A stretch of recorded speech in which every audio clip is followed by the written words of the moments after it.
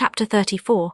For some days after that evening, Mr. Heathcliff shunned meeting us at meals, yet he would not consent formally to exclude Hareton and Cathy.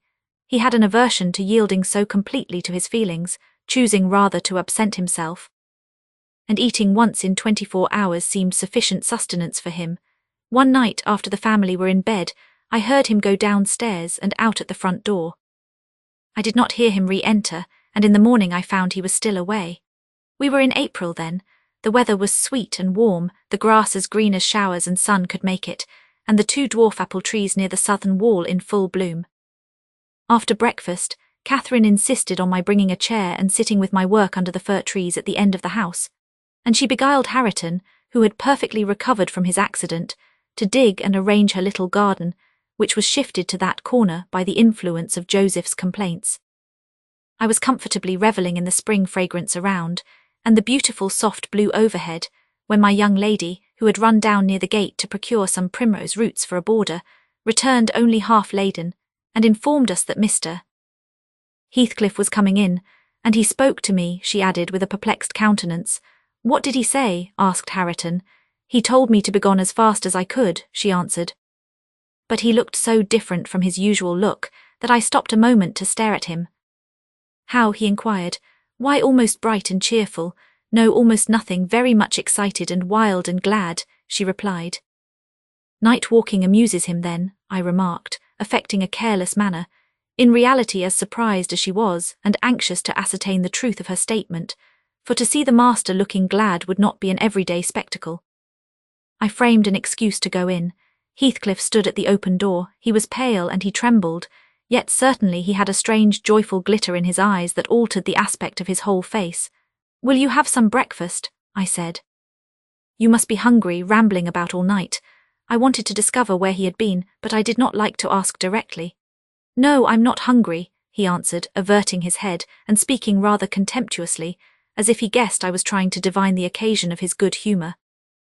I felt perplexed. I didn't know whether it were not a proper opportunity to offer a bit of admonition.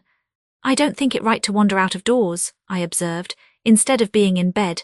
It is not wise, at any rate this moist season.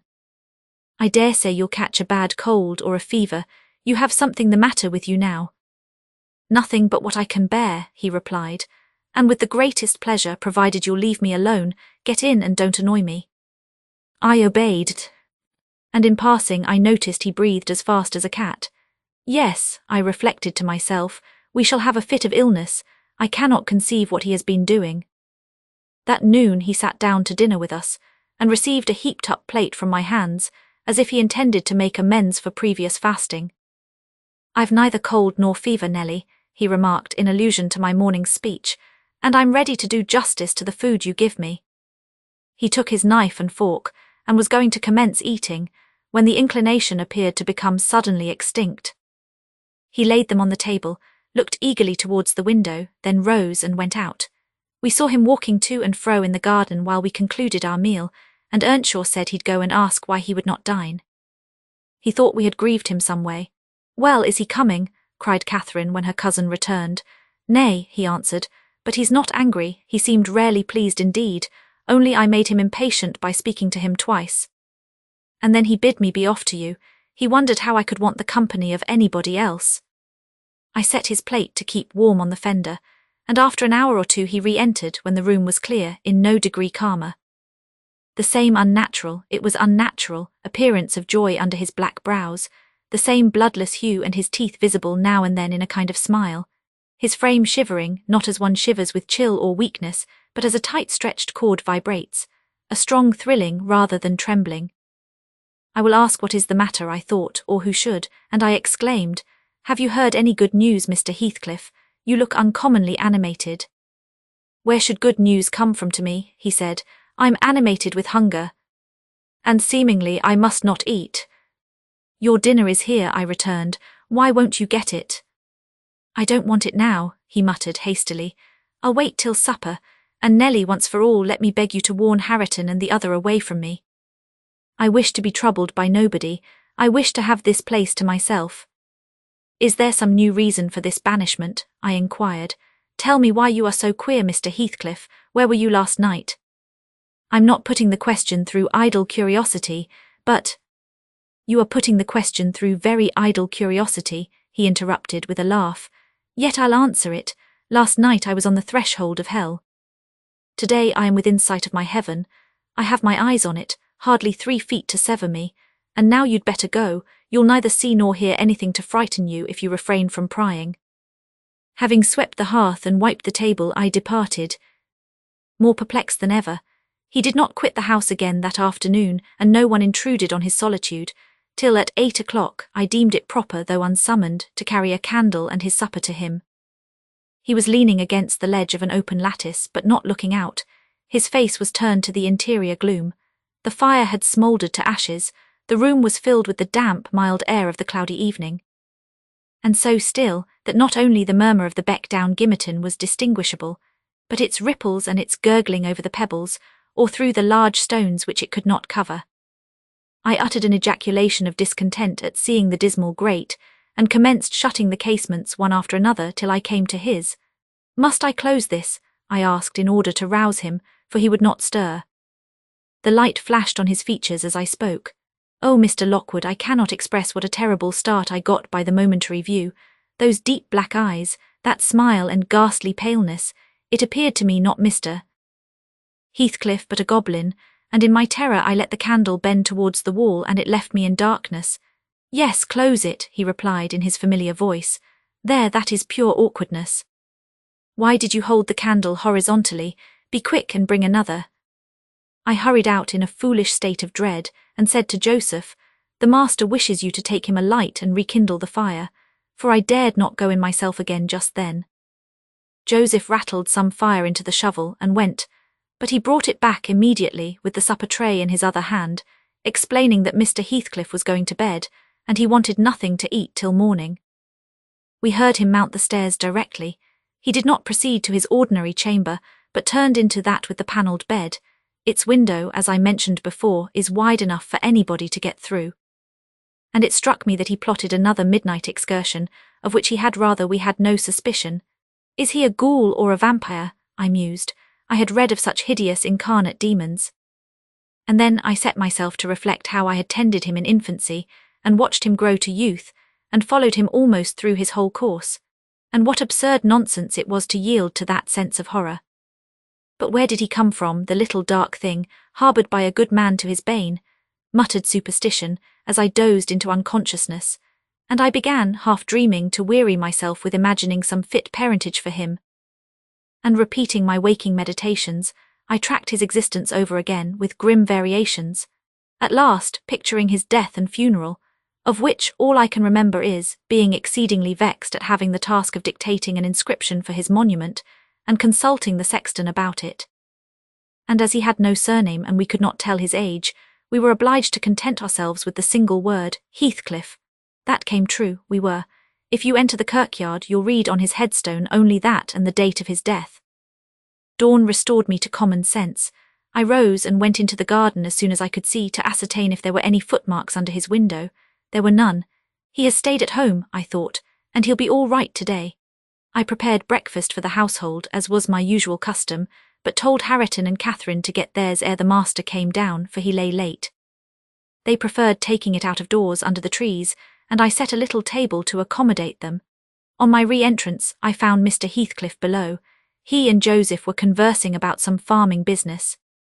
He gave clear, minute directions concerning the matter discussed, but he spoke rapidly, and turned his head continually aside, and had the same excited expression, even more exaggerated.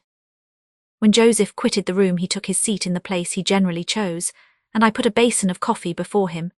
He drew it nearer, and then rested his arms on the table, and looked at the opposite wall, as I supposed, surveying one particular portion up and down, with glittering, restless eyes, and with such eager interest that he stopped breathing during half a minute together.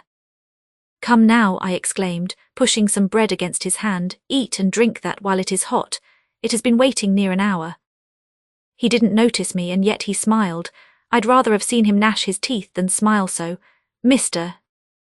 Heathcliff, master," I cried, "don't for God's sake stare as if you saw an unearthly vision."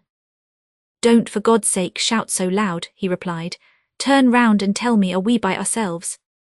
"Of course," was my answer. "Of course we are." Still, I involuntarily obeyed him, as if I was not quite sure.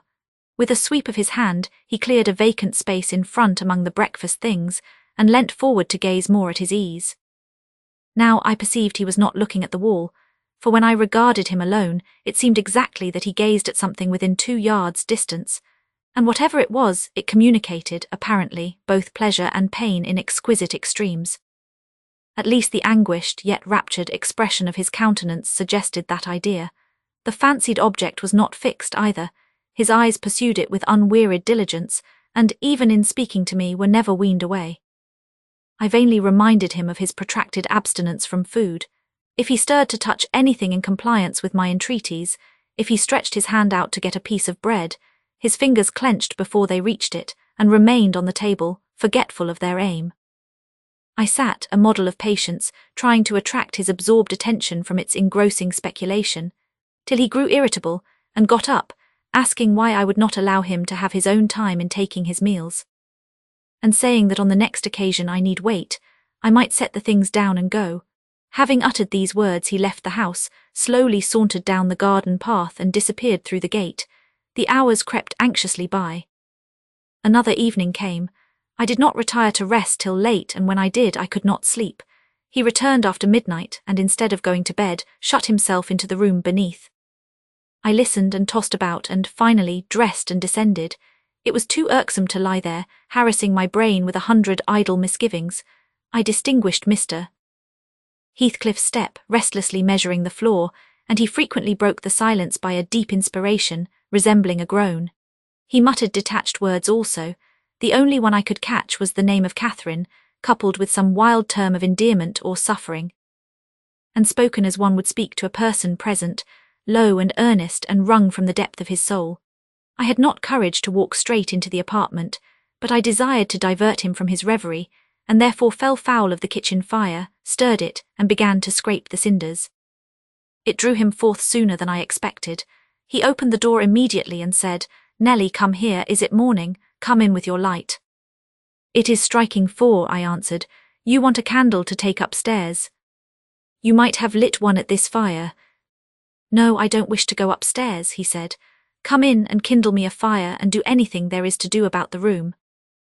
"I must blow the coals red first before I can carry any," I replied, getting a chair and the bellows. He roamed to and fro meantime in a state approaching distraction, his heavy sighs succeeding each other so thick as to leave no space for common breathing between. "When day breaks I'll send for Green," he said. "I wish to make some legal inquiries of him while I can bestow a thought on those matters, and while I can act calmly. I have not written my will yet, and how to leave my property I cannot determine. I wish I could annihilate it from the face of the earth." "I would not talk so, Mr. Heathcliff," I interposed. "Let your will be a while, you'll be spared to repent of your many injustices yet. I never expected that your nerves would be disordered." "They are at present marvellously so, however, and almost entirely through your own fault. The way you've passed these 3 last days might knock up a Titan. Do take some food and some repose. You need only look at yourself in a glass to see how you require both.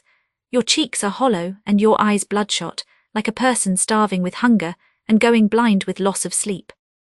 "It is not my fault that I cannot eat or rest," he replied. "I assure you it is through no settled designs. I'll do both as soon as I possibly can. But you might as well bid a man struggling in the water rest within arm's length of the shore. I must reach it first and then I'll rest." "Well, never mind, Mr. Green. As to repenting of my injustices, I've done no injustice and I repent of nothing. I'm too happy, and yet I'm not happy enough. My soul's bliss kills my body but does not satisfy itself." "Happy master," I cried. "Strange happiness. If you would hear me without being angry, I might offer some advice that would make you happier." "What is that?" he asked. "Give it." "You are aware, Mr. Heathcliff," I said, "that from the time you were 13 years old you have lived a selfish, unchristian life, and probably hardly had a Bible in your hands during all that period. You must have forgotten the contents of the book, and you may not have space to search it now. Could it be hurtful to send for someone, some minister of any denomination, it does not matter which, to explain it and show you how very far you have erred from its precepts, and how unfit you will be for its heaven, unless a change takes place before you die." "I'm rather obliged than angry, Nelly," he said, "for you remind me of the manner in which I desire to be buried. It is to be carried to the churchyard in the evening. You and Harriton may, if you please, accompany me, and mind, particularly, to notice that the sexton obeys my directions concerning the 2 coffins. No minister need come, nor need anything be said over me. I tell you I have nearly attained my heaven, and that of others is altogether unvalued and uncoveted by me. And supposing you persevered in your obstinate fast and died by that means, and they refused to bury you in the precincts of the kirk," I said, shocked at his godless indifference. "How would you like it?" "They won't do that," he replied. "If they did, you must have me removed secretly, and if you neglect it, you shall prove practically that the dead are not annihilated." As soon as he heard the other members of the family stirring, he retired to his den, and I breathed freer. But in the afternoon, while Joseph and Harriton were at their work, he came into the kitchen again and with a wild look bid me come and sit in the house. He wanted somebody with him. I declined, telling him plainly that his strange talk and manner frightened me, and I had neither the nerve nor the will to be his companion alone. "I believe you think me a fiend," he said with his dismal laugh. "Something too horrible to live under a decent roof." Then turning to Catherine, who was there, and who drew behind me at his approach, he added half sneeringly, "Will you come, Chuck? I'll not hurt you. No. To you I've made myself worse than the devil. Well, there is one who won't shrink from my company. By God, she's relentless. Oh, damn it, it's unutterably too much for flesh and blood to bear, even mine." He solicited the society of no one more. At dusk he went into his chamber. Through the whole night and far into the morning we heard him groaning and murmuring to himself. Harriton was anxious to enter, but I bid him fetch Mr. Kenneth, and he should go in and see him. When he came and I requested admittance and tried to open the door, I found it locked, and Heathcliff bid us be damned. He was better and would be left alone, so the doctor went away. The following evening was very wet. Indeed, it poured down till day dawn, and as I took my morning walk round the house, I observed the master's window swinging open and the rain driving straight in. He cannot be in bed, I thought. Those showers would drench him through. He must either be up or out, but I'll make no more ado, I'll go boldly and look. Having succeeded in obtaining entrance with another key, I ran to unclose the panels, for the chamber was vacant. Quickly pushing them aside, I peeped in. Mr. Heathcliff was there, laid on his back. His eyes met mine so keen and fierce I started, and then he seemed to smile. I could not think him dead, but his face and throat were washed with rain. The bedclothes dripped, and he was perfectly still. The lattice, flapping to and fro, had grazed one hand that rested on the sill. No blood trickled from the broken skin, and when I put my fingers to it I could doubt no more. He was dead and stark. I hasped the window. I combed his black long hair from his forehead. I tried to close his eyes, to extinguish, if possible, that frightful, lifelike gaze of exultation before anyone else beheld it. They would not shut. They seemed to sneer at my attempts, and his parted lips and sharp white teeth sneered too. Taken with another fit of cowardice, I cried out for Joseph. Joseph shuffled up and made a noise, but resolutely refused to meddle with him. "Th Divil's harried off his soul," he cried, "and he may hev his carcass into Bargain for aught I care. Etch. What a wicked he looks, gurning at death," and the old sinner grinned in mockery.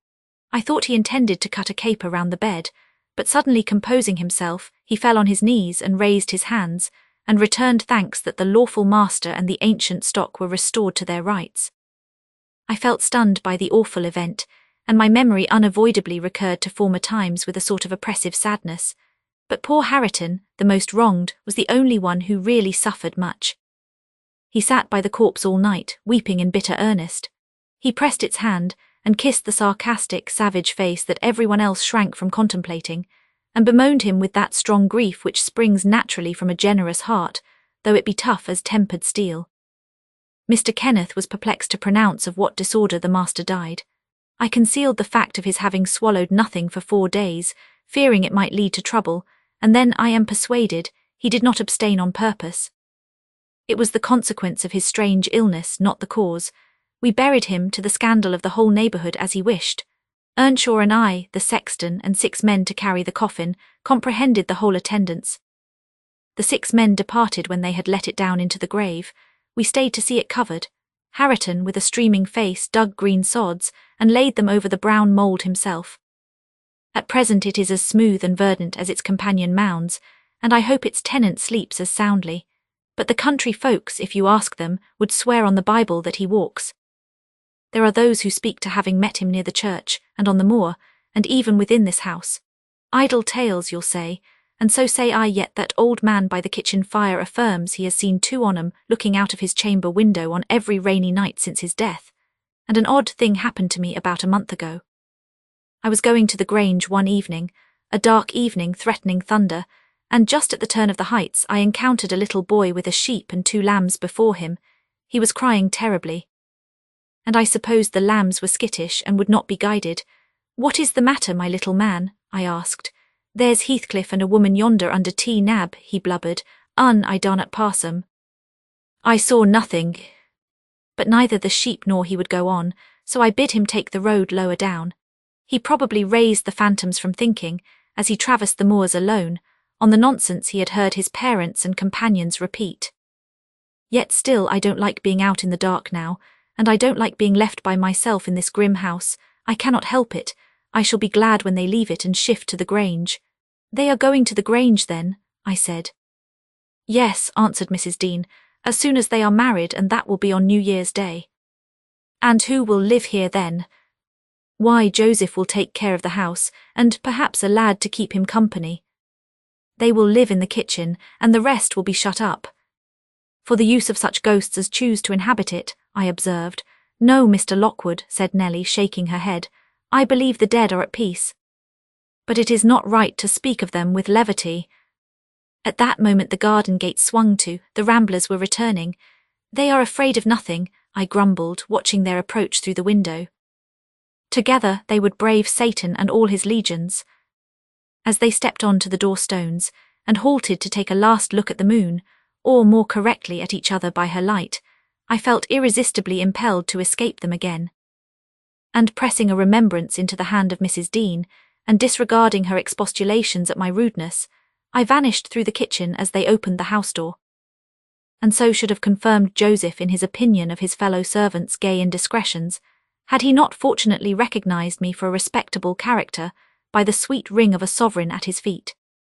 My walk home was lengthened by a diversion in the direction of the kirk, when beneath its walls I perceived decay had made progress, even in 7 months.